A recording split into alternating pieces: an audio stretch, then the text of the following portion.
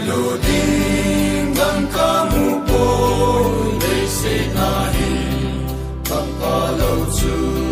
Kadaw gazi Soisenan manusita Sang leng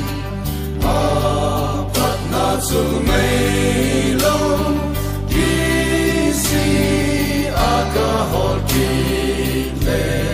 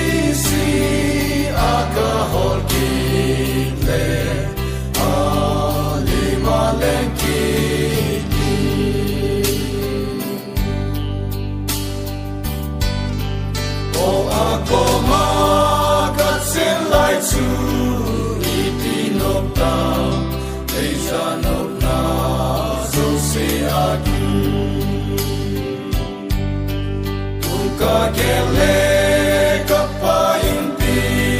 kang ai sin tai tu pa choi sin sun kita ni sai se kan manu se ta sang leng pa pat na chu mei lo ki si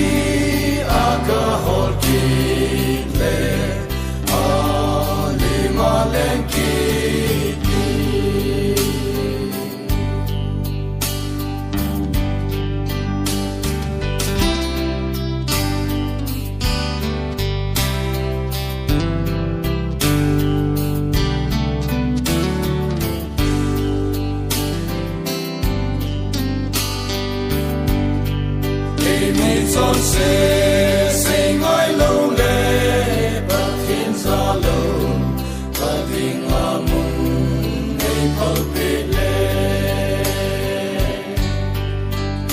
Sit pa kam le mahi